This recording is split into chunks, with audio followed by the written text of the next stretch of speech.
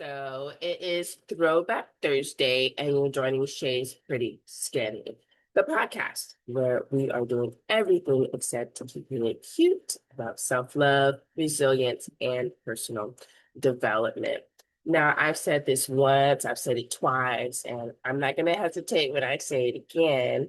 The internet is not a real place, okay? Um, but what's happening is the people who are engaging the internet and the emotions and the feelings and what they are seeking and purpose, that is very real, right? So we invest our real selves in a place that is a playground for clicks and views and reactions, right? It is a place to be entertained, but it's a place that does have some real information.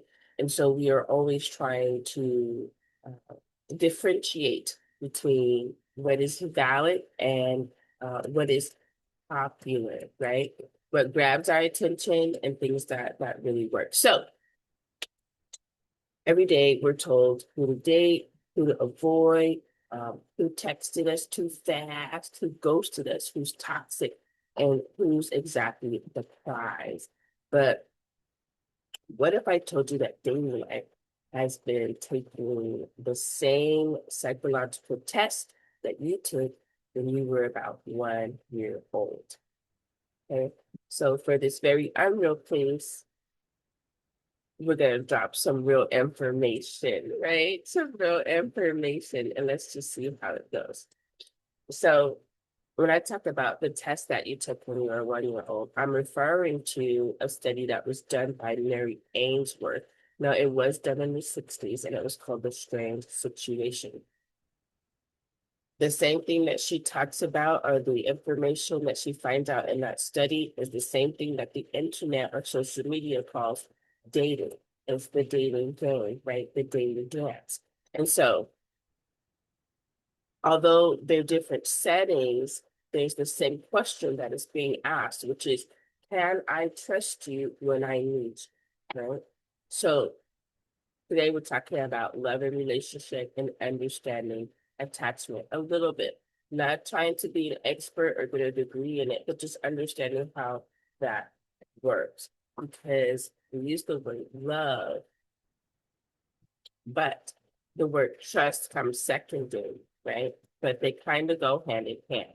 Now, if you're not familiar with English Strange Situation Experiment, then you don't need to be worried because, of course, I'm going to give you just enough information to get into what we are trying to figure out today, which is sometimes we don't even know that's what we're trying to figure out, but it's about attachment style, right?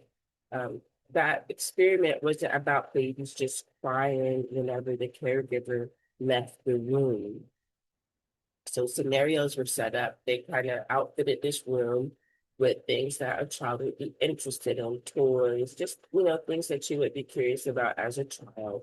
And they had the caregiver and a stranger, and there were different scenarios where they would introduce the stranger, take the caregiver away, leave the child alone, and then the child was observed, right?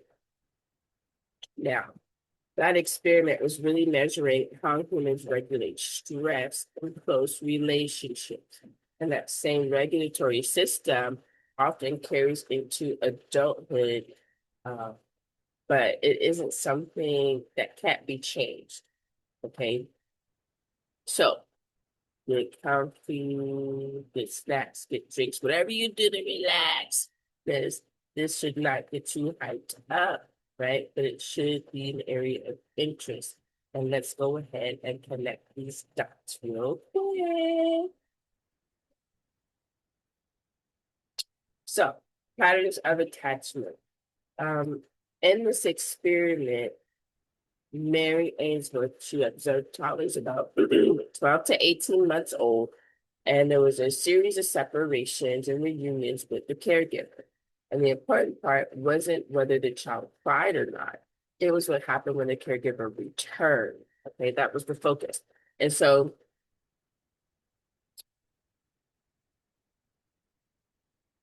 there's four attachment, we're going to call them patterns. right? Because the real story is about those reunions. And so we're going to call them patterns instead of styles. Okay. And so in each scenario, there's four of them. There's a certain action that's happening. In one of the scenarios, the child used the caregiver for comfort, right? Um, in another, they avoided the caregiver. Another, in a different scenario, they were clingy, but also resisted the comfort. And the last one, there was a lot of confusion that was displayed, or the child was maybe looked frightened, appeared to be frightened by the caregiver, right? So those are the four patterns that we're focused on today. Because I want to talk about what that looks like. Let's say no one ever meddles with anything, they don't change anything, right? And there is something that's fixed. Then what would those patterns look like as an adult, right, in our lives today? When the child is using the caregiver to calm down, right, that is secure attachment. That's that first scenario. So the toddler might be observed getting upset when the caregiver leaves the room, but then they would be comforted when they see the caregiver return to the room, right? And then they just continue doing whatever they were doing before. Now, as an adult, this could be someone who can say, I miss my partner. And they don't feel guilty about being able to express that or having that feeling at all. They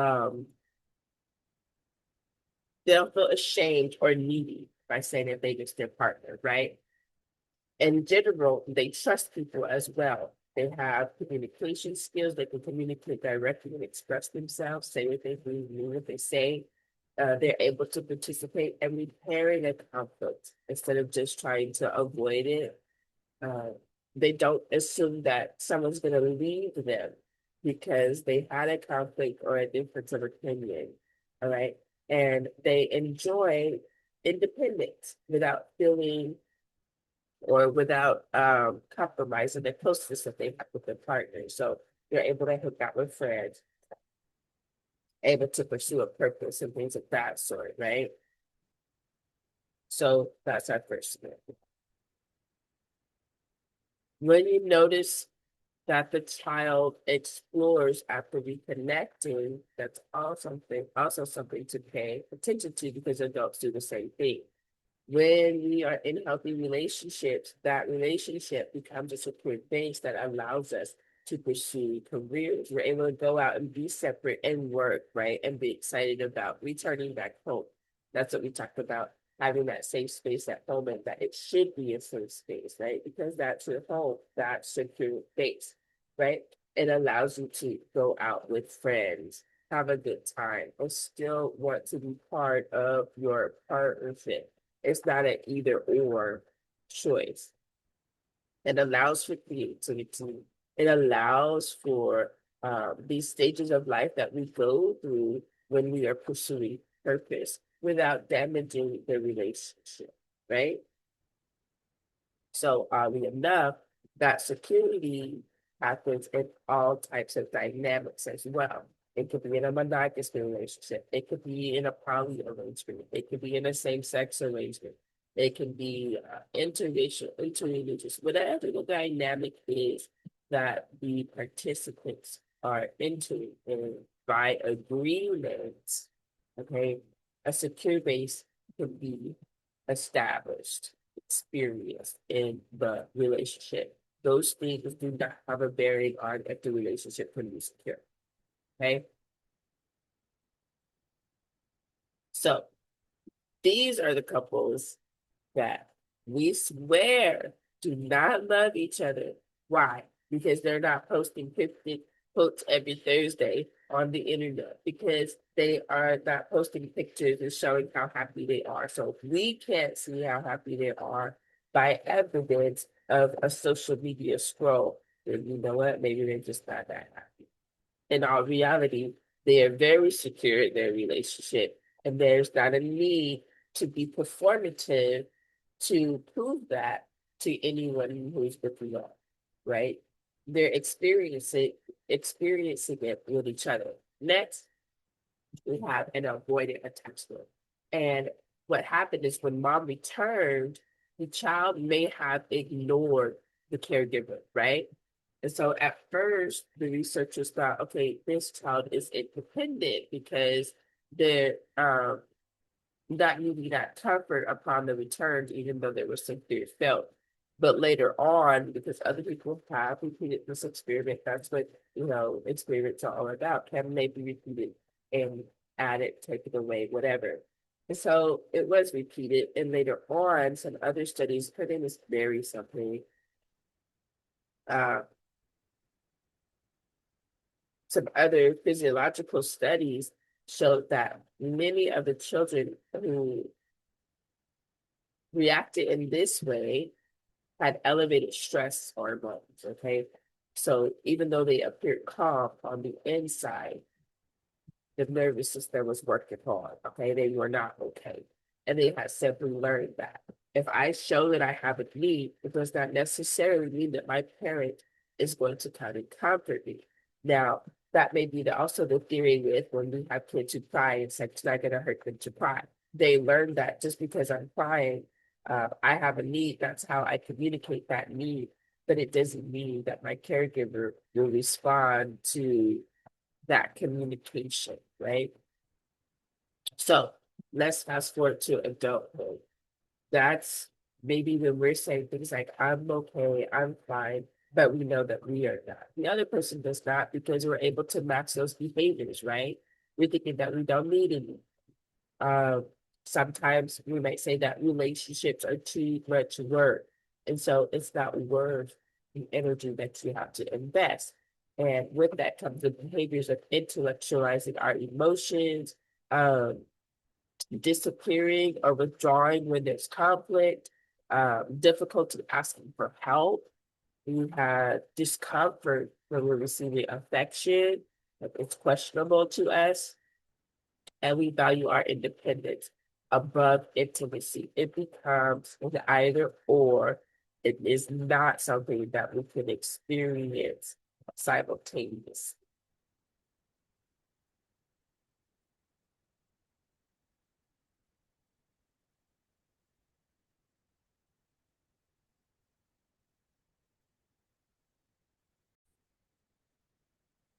Allergies do too much. Okay. So in this scenario, the nervous system is still being activated, right? But what's happening inside is being hidden, it's being masked.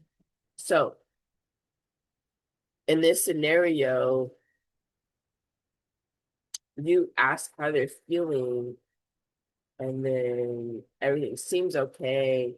And the next thing you're hit with an attorney, right? You're getting communication from attorney because everything becomes evidence instead of emotion, right? It's like, oh, you know what? And they've been feeling this way the whole time, and you've been thinking everything is fine. Next, we have an anxious pattern of attachment. And in this scenario, the toddler was seen to be very distressed, very ramped up, right, during the period of separation. And then when the caregiver returned, they go up to the caregiver, but if the caregiver tries to hug them or pick them up, it's something that they don't want, right? So there's a little bit of mixed communication there. It was difficult for them to kind of settle and be comforted.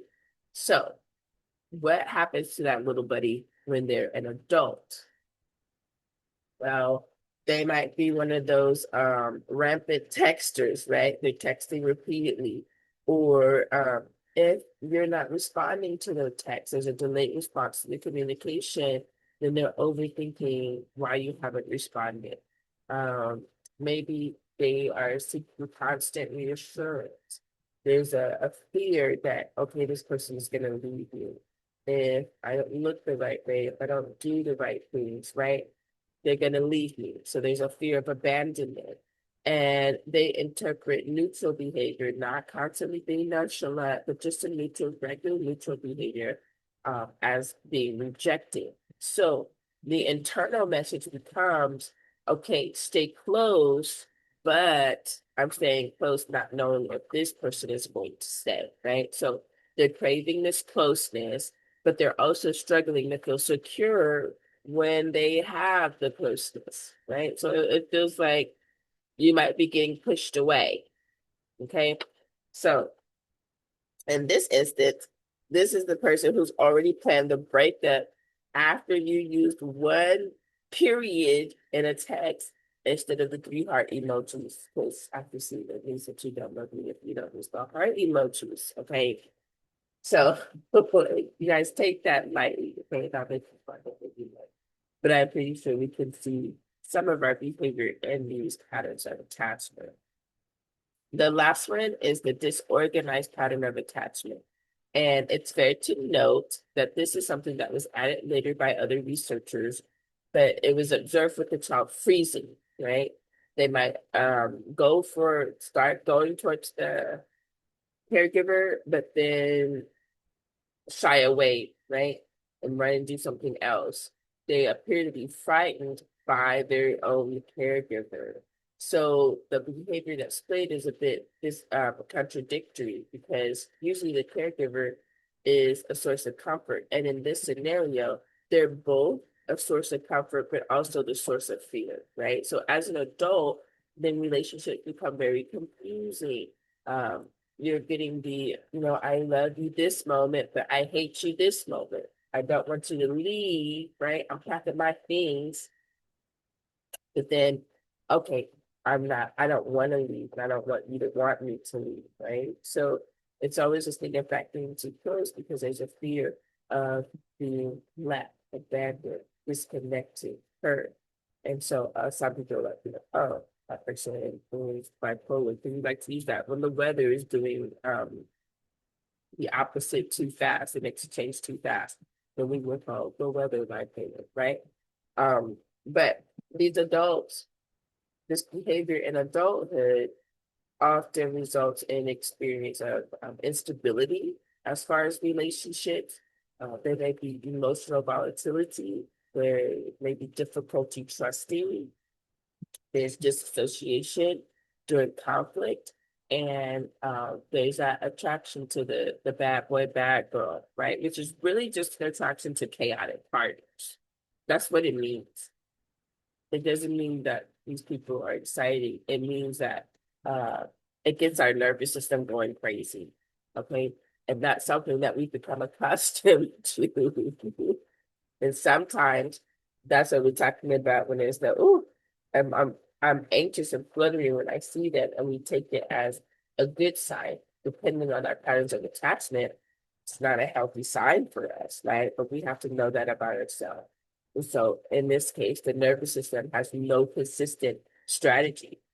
Monday, they're planning the wedding. Wednesday, you're getting blocked. And then Friday, they're wondering why you never fought for them.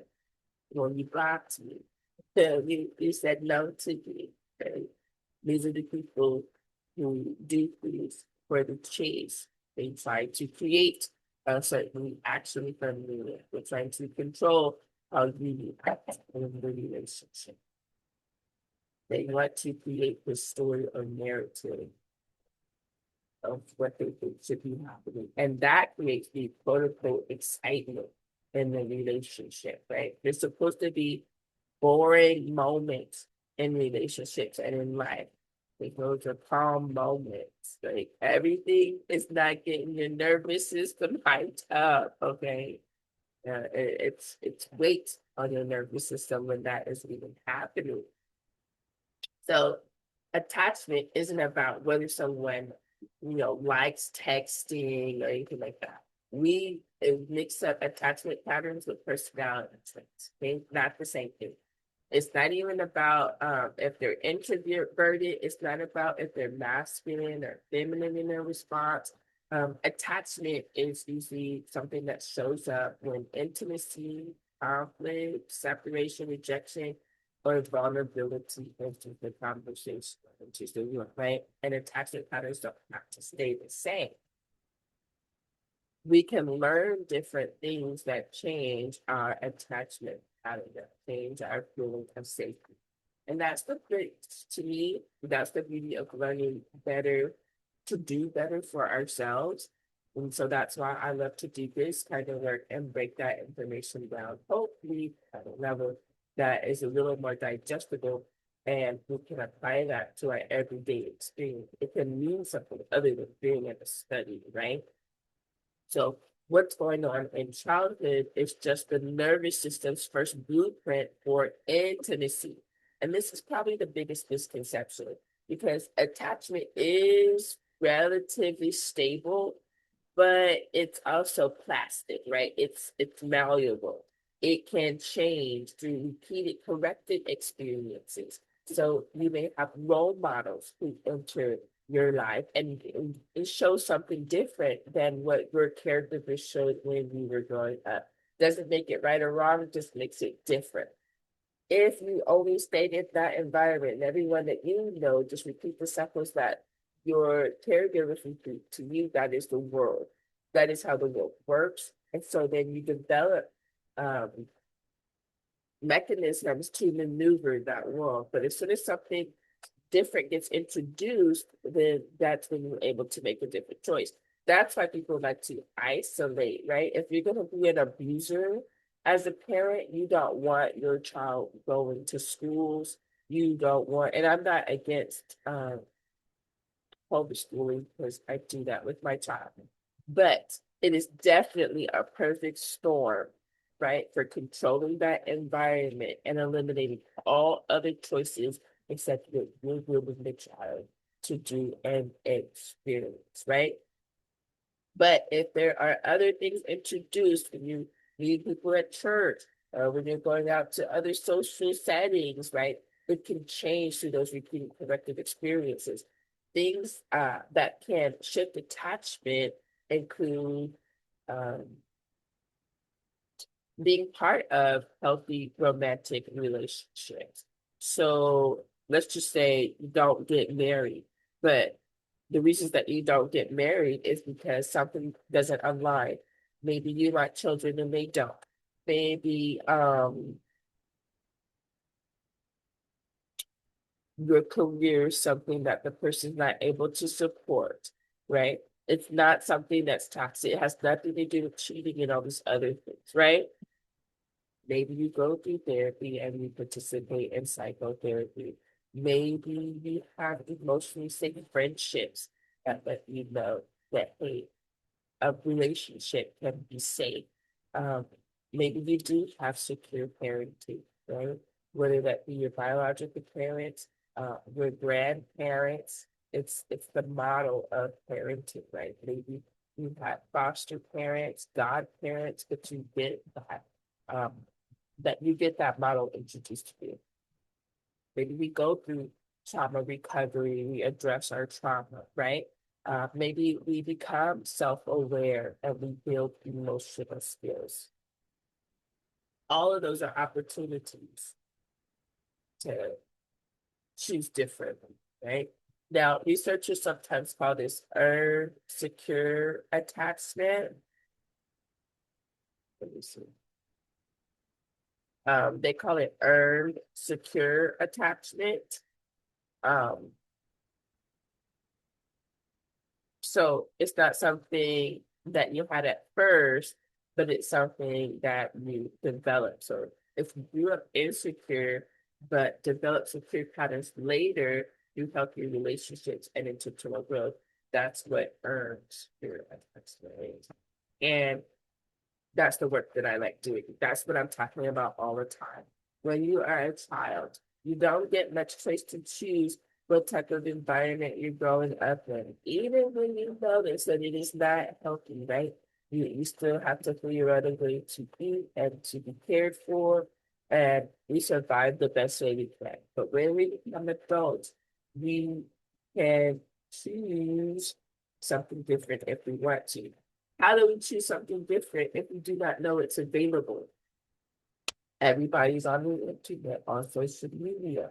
I hate it so much. I'm not a big social media person, but all types of people are here. And so if ever they're scrolling into something, then we should make it available, right? Kids are on the internet, they're on social media. So we should make it available. You know, a lot of times we say that we are looking for love, but when we take a look at the strange situation experiment, that experiment really wasn't testing love. It was testing how the child predicts safety when the connection is interrupted, right? And this is where I think it gets interesting for us as adults now, because many of us are asking the same type of question, just in more sophisticated way, right? We want to know, are you going to answer my text? Can I trust you if I'm being vulnerable, right? If I make a mistake, are you going to leave me? Are you going to divorce me? And let's be clear, patterns and mistakes are two different things. So a pattern of behavior is something that you can trust. A mistake is something that people will make and then they try to do better. They don't intentionally uh, complete the same mistake, right? That's a pattern, and unhealthy patterns, they don't belong in our lives. If we're trying to get rid of unhealthy patterns, that we experience, why would we invite that and start to deal with that in our lives with anyone else? We want to know, what do I have to bring to the table in order to receive love or attention from you, right? Do I have to earn love? And if I do, what do I need to bring? Can I fully be myself and still be accepted, by you as a partner? All right. So safety is the foundation of a relationship, and safety involves trust. Okay. Let's get this shared.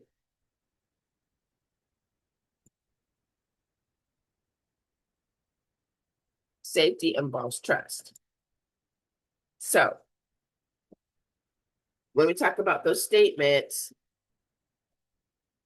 there's the earned secure attachment.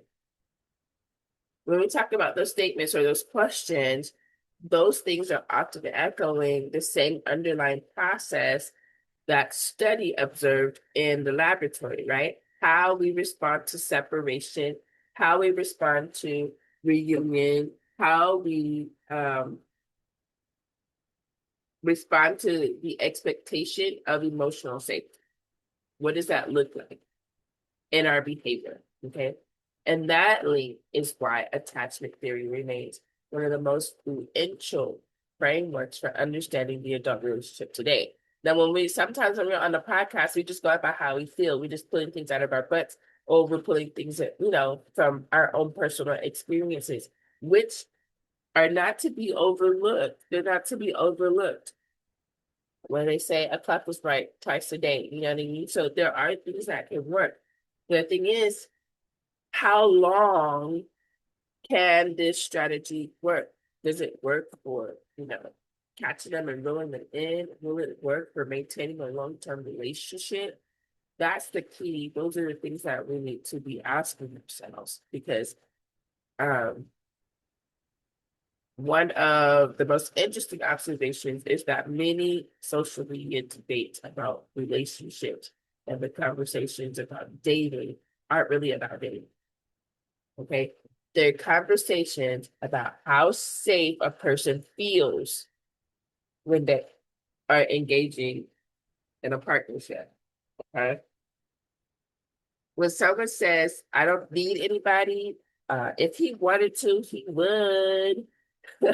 Don't let people see you sweat, right? It's the make sure they like you more than you like them type of thing. Uh, don't be chasing people, and I don't disagree with that. But we're focused on protecting our peace, right? Oh, don't trust women. You can't trust women. Women only want money. Men only want sex. Men only want your body, right? Those statements may reflect a whole bunch of things: personal values, culture, people getting clicks, views, and likes, right? So you're going to say whatever grabs emotionally, because that's what's going to hold the attention for the content to get monetized. It could just be pure frustration sometimes, or those personal experiences that we take to be generalized experiences, because a lot of people are having the same type of experiences, right? So it can work. But they're not enough to determine someone's attachment style. They're often revealing the kinds of concerns people have about intimacy and trust and rejection and control.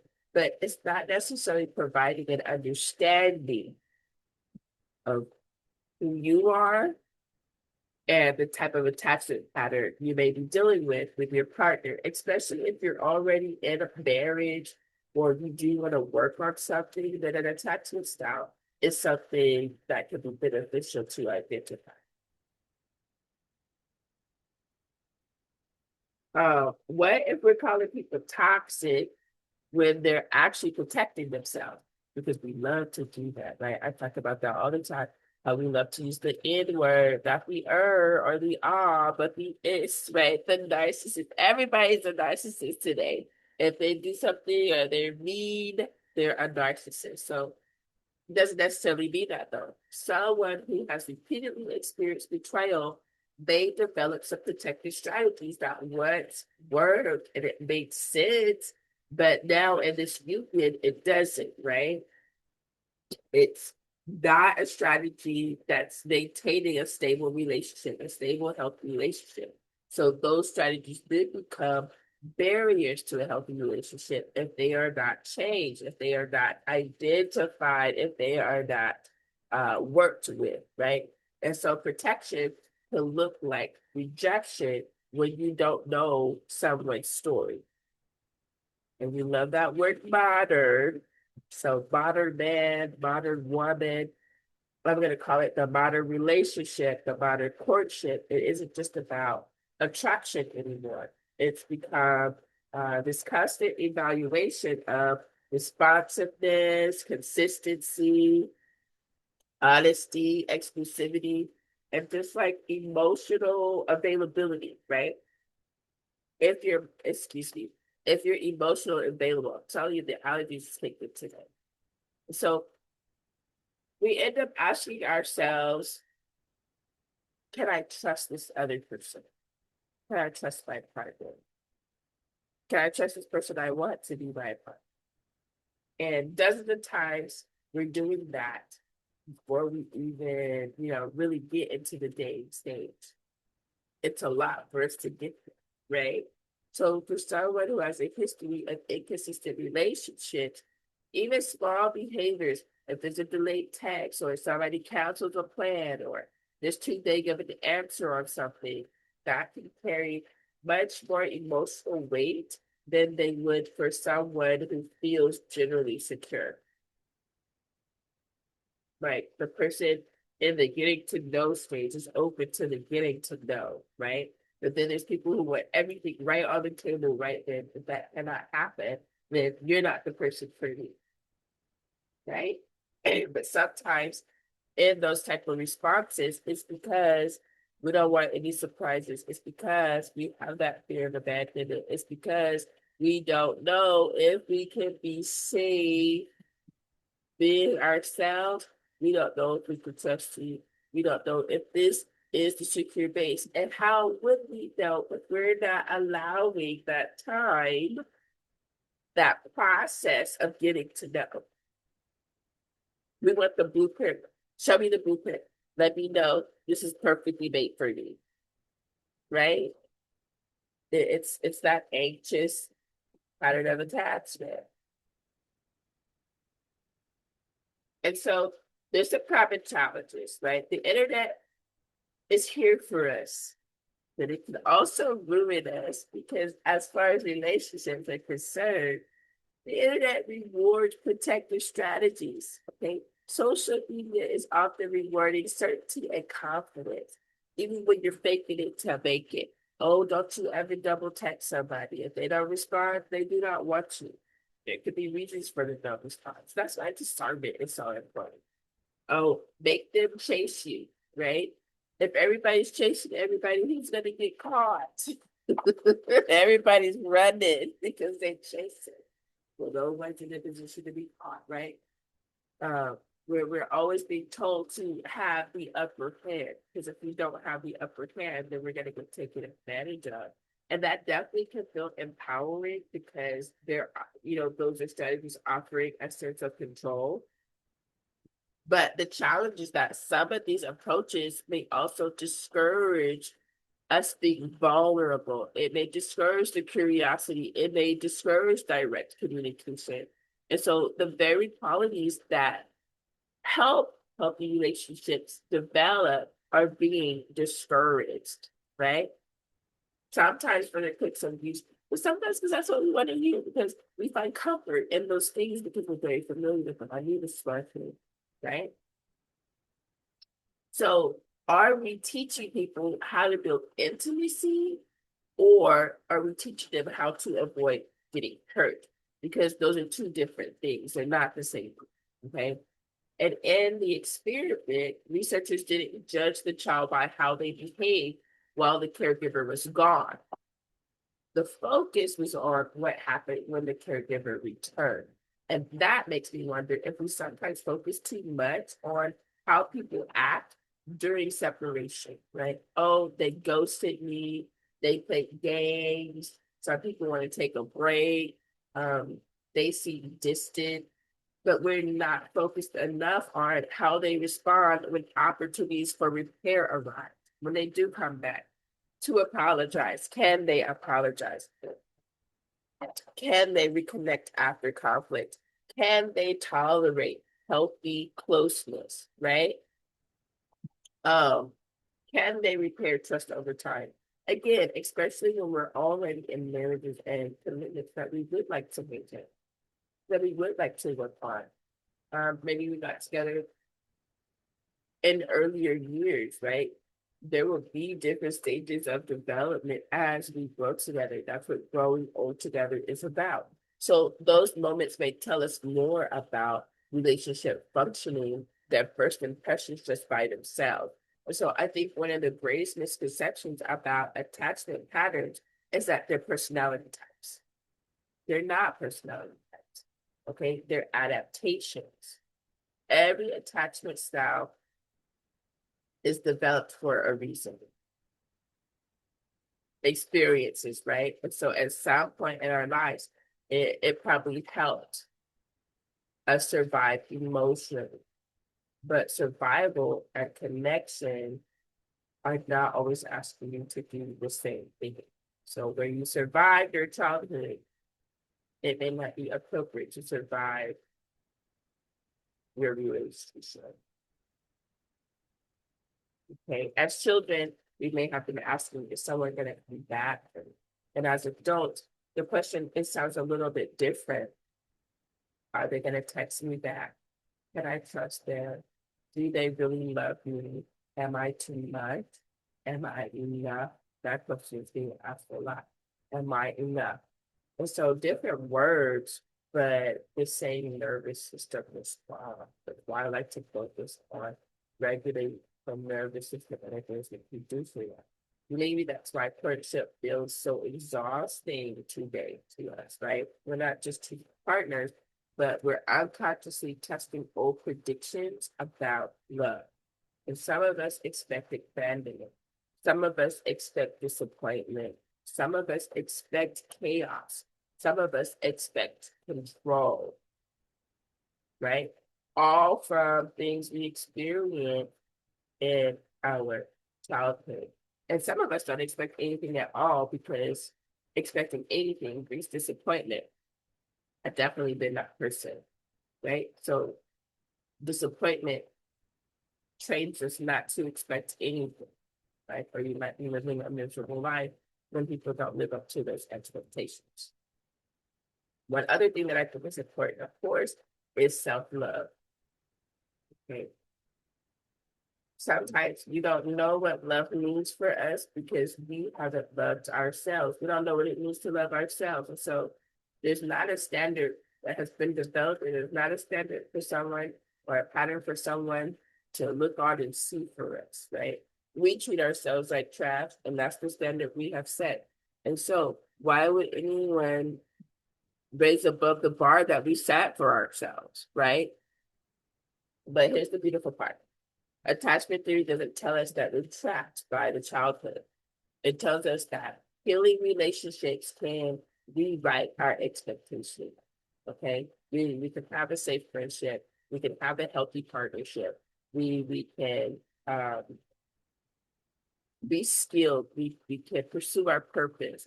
We can participate in therapy if we want. Okay, even the relationship that we build with ourselves can begin to teach our nervous system that love does not always have to be earned. It does not always have to be chased. It does not always have to be feared, and it does not always have to be controlled. Okay,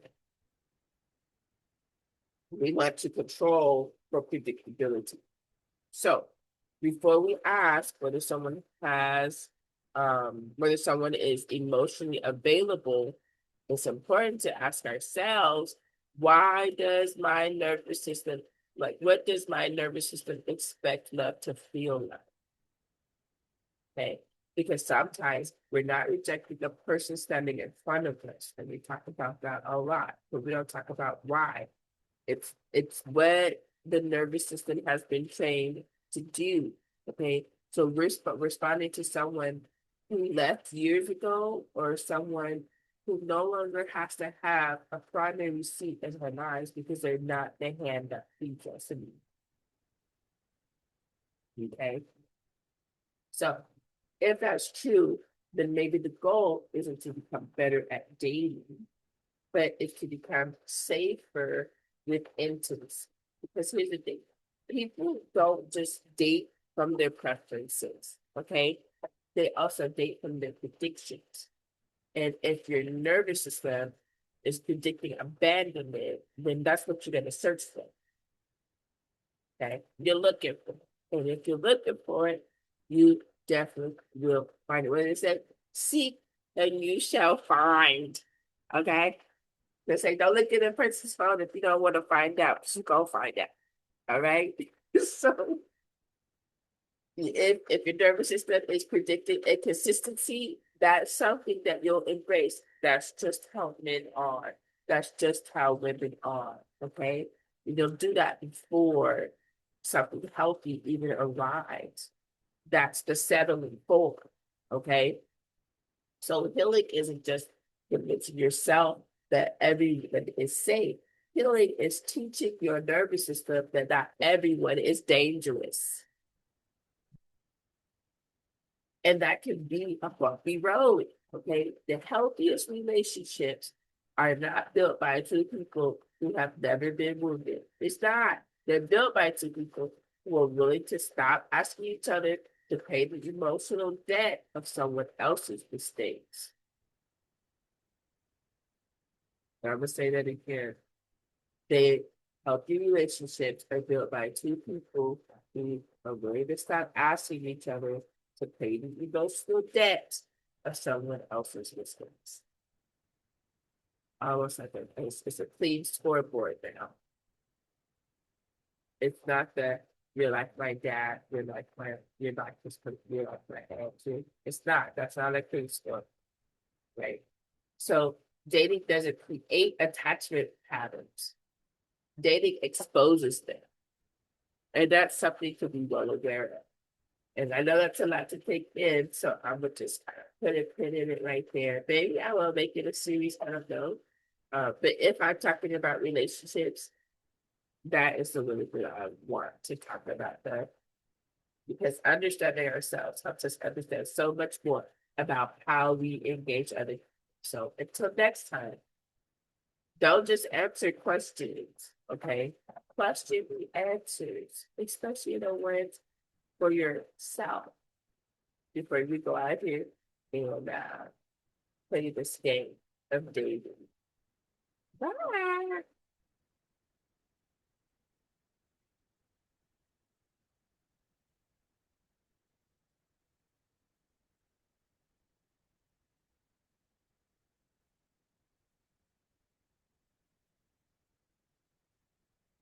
Bye.